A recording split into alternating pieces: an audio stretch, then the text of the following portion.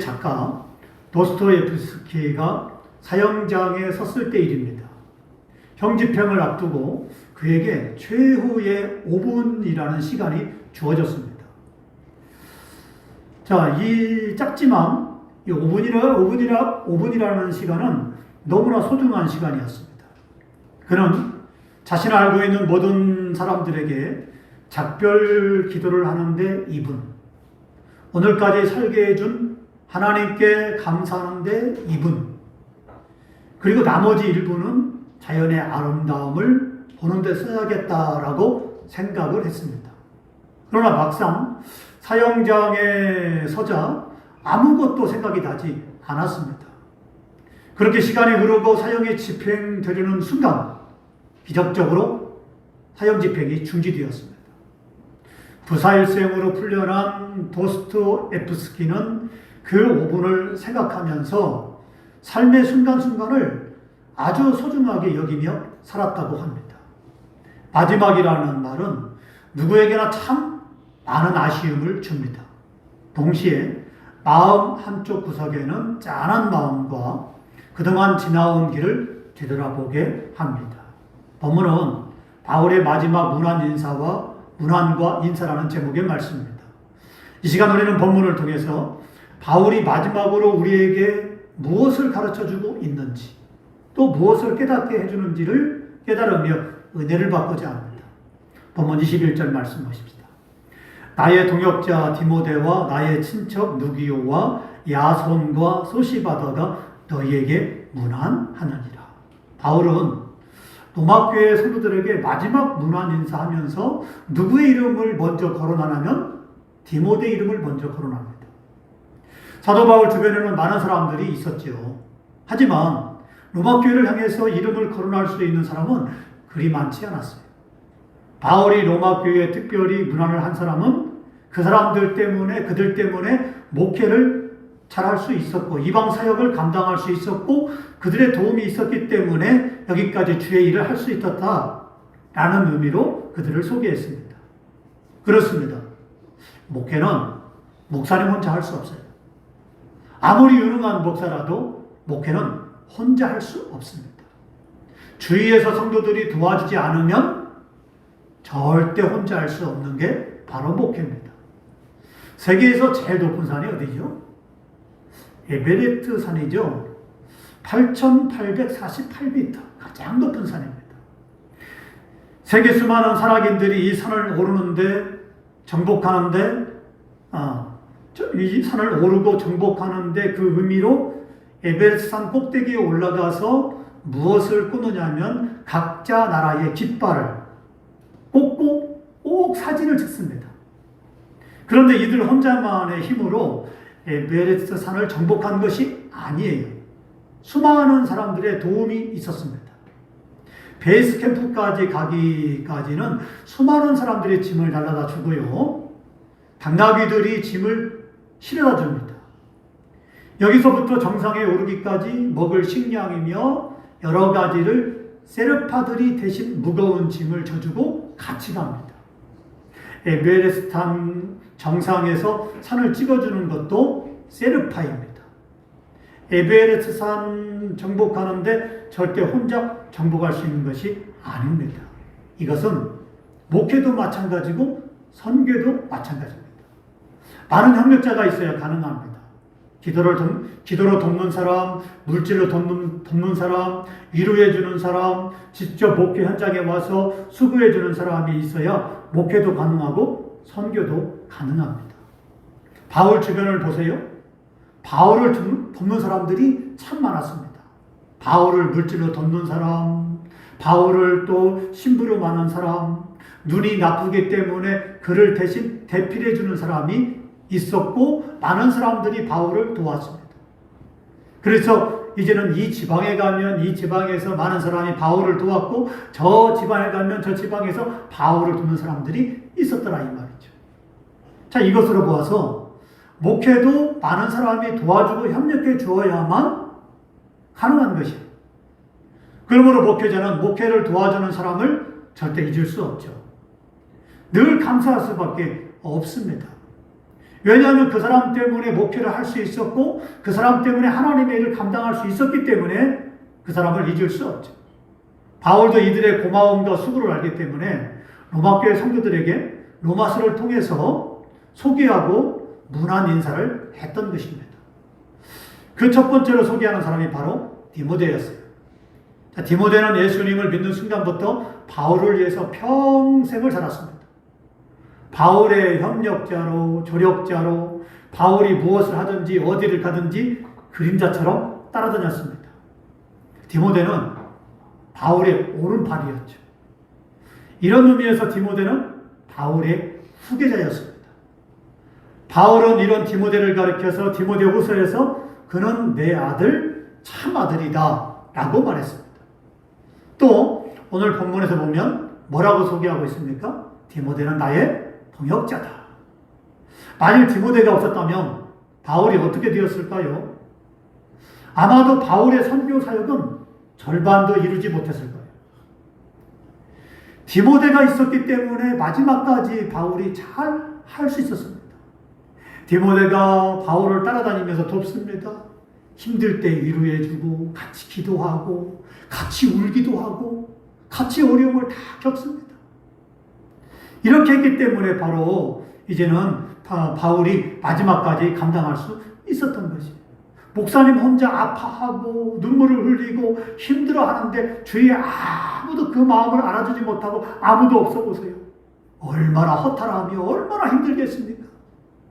그러나 목사님의 어려움과 고난을 조금이라도 알고 그래서 같이 힘들어할 때 같이 울어주고 같이 기도해주고 같이 마음 아파주고 이렇게 하는 성도가 있다면 바로 목사님은 그 성도 때문에 힘을 얻고 목회를 할 것입니다. 사실 바로 많은 사람이 있지만은 목회에 힘을 얻는 것은 목사님 주변에 돕는 사람. 우리 교회도 이제 그렇게 이제는 나중에 하나님의 은혜가 있을 것입니다. 제가 목회하면서 지금까지 많은 사람들이 우리 교회에 부흥하는 장면을 꿈으로 환상으로 봤다는 것을 이야기를 하셨어요. 여러 사람이 꿈에 이런 광경을 봤다라고 했는데 최근에는 우리 에리미 어린이집에서 그리고 그 선생님이 꿈을 꿨는데 우리 교회에 앉을 자리가 없을 만큼 그래서 많은 사람들이 와서 서서 예배를 드릴 만큼 수많은 사람들이 그렇게 이제는 와서 예배를 드리는 광경을 꿈으로 봤다고 합니다. 근데 그 선생님이 불교예요. 우리 교회 와본 적도 없어요. 우리를 알지도 못합니다. 근데 왜 그 선생님으로 하여금 하나님은 그 꿈을 꾸도록 했을까요? 그거는 장차 우리 교회를 하나님께서 부흥시키겠다라는 걸 여러 사람을 통해서 그렇게 말씀을 해주고 있는 거예요. 할렐루야. 하나님은 분명히 역사합니다. 어느 순간 폭발적으로 역사할 거예요. 지금 우리는 내재적, 잠재적으로 하고 있습니다. 화산이 폭발할 때 징후가 있죠.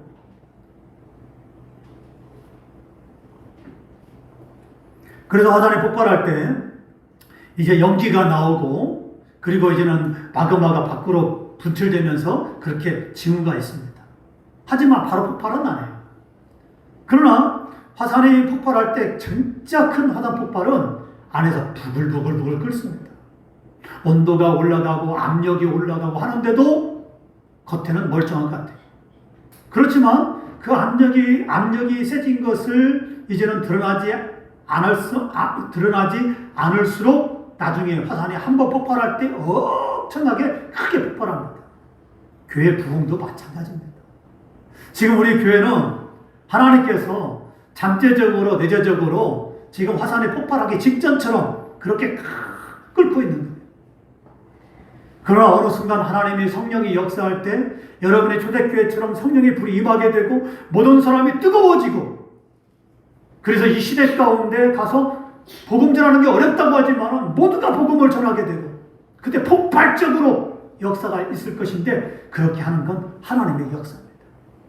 교회 복음은 하나님이 하시는 것인데 하나님께서 하시려고 지금 준비하고 있더라 이 말이죠. 바로 우리는 그렇기 때문에 바로 이런 하나님의 역사를 기대해야 됩니다. 자, 하나님은 이렇게 역사합니다. 자, 이를 그렇기 때문에 주의 종을 도와서 그렇게 우리가 잘 봉사하며 헌신하며 기도하며 준비할 때 하나님은 역사합니다. 그래 기도하자 이 말이죠. 주의 종을 위해서 기도하고 교회를 위해서 기도하고 그렇게 했을 때 하나님께서는 그 사람을 디모데처럼 쓰실 것입니다. 나중에 보십시오. 여러분 모두가 디모데처럼 쓰임받아야 되지 않겠습니까? 이제는 어떤 사람은 디모데처럼 귀하게 크게 쓰임받는데 나는 하나님께 쓰임받지 못하다면 어떻게 되겠습니까? 그만큼 기도로 준비한 사람을 하나님은 쓰시더라 이 말이죠. 자, 그만큼 주의 종 바울을 돕는 디모데 같은 영적 아들, 영적 동역자가 있었기 때문에 주의 일을 온전히 마지막까지 감당할 수 있었던 것입니다. 그도 그럴 것이 바울은 빌립보서 2장 19절로 22절에 디모데를 이렇게 소개했어요. 자식이 아버지에게 함과 같이 나와 함께 복음을 위하여 수고하였느니라. 자, 이 디모데의 연당, 바울이 디모데를 끊임없이 연당했는데 어느 때는 책망도 하고 어느 때는 잘 가르쳐주기도 하고 어느 때는 위로도 해주고 이렇게 했습니다. 사실 여러분이요, 목사님으로부터 늘 칭찬을 받는 건 그건 좋은 성도가 아니에요. 진짜 좋은 성도를 만드는 건 쓴소리를 들을 때, 목사님으로부터 책망을 들을 때, 그때 진짜 목사님 나를 사랑하는구나 라는 걸 알아야 돼요. 진짜 저 사람이 내가 이런 소리를 하게 되면 시험 들까? 내가 이렇게 하게 되면 정말 받아들이지 못할까? 하면요, 목사님 또 말하지 못합니다. 근데 과감히 여러분에게 목사님이 어떤 말을 찾겠다, 그것도 쓴소리를 했다, 내 귀에 거친 소리를 했다 하면은 그만큼 내가 믿음이 있구나. 목사님이 그만큼 내 믿음을 인정하기 때문에 나에게 이런 소리를 하는구나 라는 걸 바꾸고 생각하면 됩니다. 자, 그만큼 바울도 디모데에게 많은 그런 훈련을 시키기 위해서 쓴소리를 내뱉었죠. 잘못했을 때는 따끔하게 혼도 내고 그리고 책망도 하면서 디모데를 훈련시켰는데 나중에 디모데가 훌륭한 목회자가 됐고 그리고 바울 다음으로 하나님의 큰 종이 되었습니다. 오늘 우리가 이렇게 쓰임받지 않겠습니까? 디모데는 바울과 함께 복음을 위해서 주의 일을 위해 수고를 참 많이 했습니다. 수고를 참 많이 했으되 항상 마음이 같았고 뜻이 같았습니다. 그러므로 바울은 로마 교회 성도들에게 디모데는 나의 동역자였다 라고 소개했습니다. 우리가 하나님 일을 하면서 마음이 다르고 뜻이 다르기 때문에 문제가 생길 때가 많아요.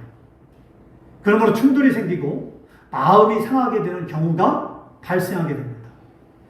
어떤 때는 반대 의견을 가진 사람을 설득하기 위해서 애쓰다 보면 힘이 들 때가 참 많습니다. 마음이 맞지 않고 뜻이 맞지 않으면 주의 일이 얼마나 힘든지 몰라요. 또 좋은 열매를 맺기가 그렇게 어렵습니다. 그러나 디모데는 그렇지 않았다는 거예요. 언제나 바울과 마음이 같았고 뜻이 같았습니다. 그렇기 때문에 바울이 목회를 잘할 수 있었고 마지막까지 선교 사역을 아름답게 마무리를 잘 할 수 있었습니다. 이 얼마나 좋은 협력자입니까? 만일 성도들 모두가 목사님과 마음이 같고 뜻이 같고 생각이 같다면 그야말로 그 목사님은 행복한 목사님입니다. 그리고 그 목회는 말의 날개를 단 격이고 호랑이의 날개를 단 격이 될 것입니다. 우리가 그렇잖아요. 사진에 보면 말의 날개가 달려있고 호랑이가 날개가 달려있는 모습을 봅니다. 그걸 비호라고 합니다. 호랑이가 날개를 달면 어떻게 되겠습니까? 땅만 잘 타는 것이 아니라 독수리처럼 날아가게 되는 것이죠. 바로 그건 형통함을 말합니다. 자, 이렇게 이제는 도와주면 교회는 반드시 부흥하고 반드시 좋은 열매, 풍성한 열매를 맺게 됩니다. 목사님이 하는 말씀이라면 파츠로 매주를 쓴다 할지라도 믿겠습니다. 목사님이 하라고 하면 하고 하지 말라고 하면 하지 않겠습니다. 설령 목사님이 도둑질을 한다 할지라도 저는 목사님을 따라서 망을 보겠습니다. 왜냐하면 목사님이 하시는 일은 틀림없이 주의 일이고 옳은 일이니까 저는 목사님이 하시는 일은 무조건 믿고 찬성합니다. 라고 이렇게 목사님을 돕는 성도가 있다면, 그리고 목사님을 전적으로 믿고 끝까지 따라줄 사람이 있다면 그 목사님은 행복한 목회자일 것이고 그 목회는 반드시 성공하고 그 교회는 반드시 부흥하게 됩니다. 할렐루야. 바로 우리가 그런 사람이 되어야 되죠. 이왕 하나님 일에 쓰임받을 것 같으면, 이왕 믿음 생활할 것 같으면 그렇게 디모데처럼 하자 이 말이죠. 그렇게 열심히 주의 종을 도울 때 하나님은 어떻게 하십니까?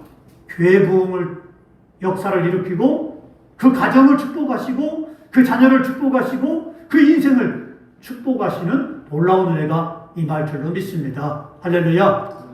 우리가 잘 되면 얼마나 기분이 좋습니까? 내 인생이 잘 되고 가정이 잘 되고 내 자녀가 잘 되면 얼마나 그처럼 기분 좋은 일이 있습니까? 안 돼 보세요.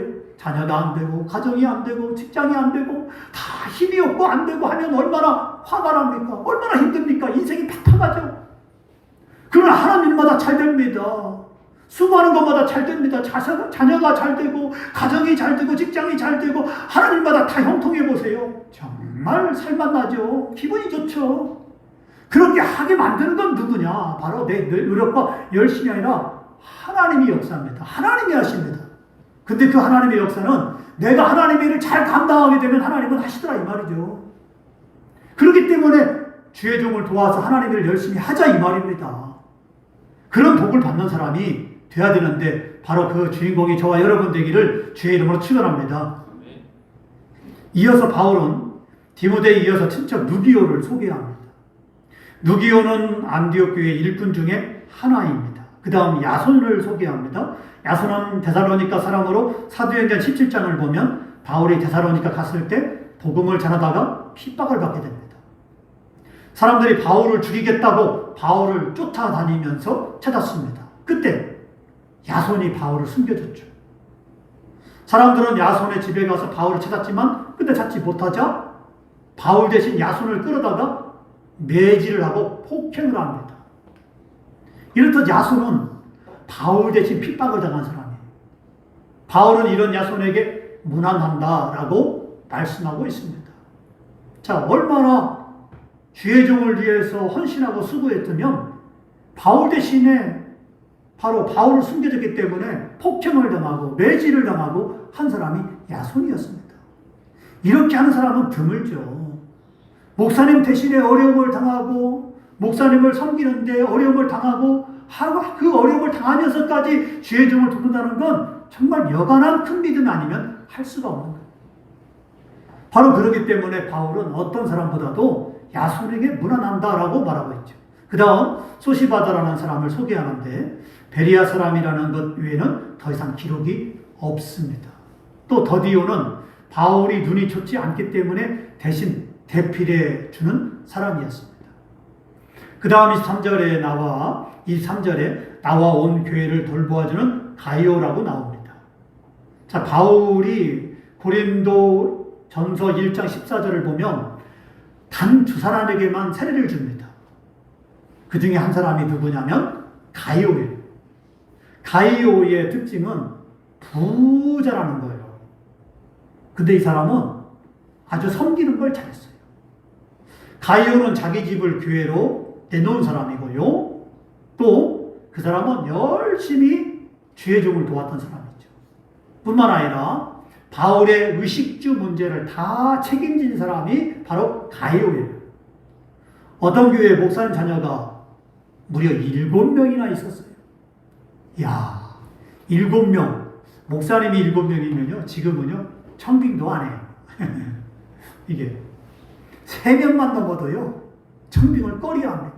근데 그 당시에 목사님이 자녀가 7명이었어요. 그런데 그 목사님의 자녀 교육을 책임진 장로님이 계셨어요. 목사님은 가족 걱정은 하지 마시고 열심히 목회만 하십시오. 제가 목사님의 자녀들을 다 책임지겠습니다. 라고 하면서 그렇게 목사님의 자녀들이 대학에 나올 때까지 학비를 다 대주고 그리고 유학 비용까지 다 대줬습니다. 이런 분은 본문에 나오는 가이오 같은 분이라고 할 수 있습니다. 하나님은 이런 분에게는 축복을 아낌없이 쏟아부어 주십니다. 주의 종을 순종하는 사람, 주의 종을 대접하는 사람, 주의 종을 위해서 물심양면 아끼지 않는 사람, 하나님은 그 사람을 기억하시죠. 반드시 복을 주십니다. 마지막으로 바울은 복음으로 로마 교회 성도들을 견고하게 하실 하나님께 영광을 돌렸습니다. 바울의 복음 곧 예수 그리스도를 전파함은 영원전부터 감추어진 것이었으나 이제는 나타나신 바 된 것이며 이 복음은 하나님의 명령을 따른 선지자들의 글을 통해서 모든 민족으로 하여금 믿어 순종케 하려고 계시되어 알려진 것이다라고 바울이 말하고 있습니다. 바울은 이런 복음 전파에 인생을 걸었고 목숨을 바쳤습니다. 여러분이 인생에 목숨을 걸 일이 있습니까? 정말 여러분의 인생 가운데 내 생명을 다 바쳐 할 일이 있느냐 이 말이죠. 바로 그것이 있다면 복음을 전하는 주의 일이 되시기를 주의 이름으로 축원합니다. 사랑하는 성도 여러분, 바울은 로마 교회의 마지막 문안과 인사를 통해서 우리에게 아주 귀중한 교훈을 주고 있습니다. 그것은 복음을 위해서는 우리의 신앙과 인생을 불태워야 된다라는 걸 가르쳐 줬습니다. 하나님은 복음을 위해서 희생하는 자를 반드시 기억하시고 축복하십니다. 복음을 위해 희생하십시오. 무조건 주의 종을 도와서 주의 일에 희생해보라 이 말입니다. 반드시 하나님의 축복이 있고 반드시 하나님의 은혜가 있습니다. 이렇게 복음을 위해서 주의 일을 위해서 희생함으로 여러분 가정이 잘 되고 자녀가 잘 되고 또 여러분의 인생이 잘 되고 여러분의 자손이 잘 되는 그런 복이 임하시기를 주의 이름으로 축원합니다.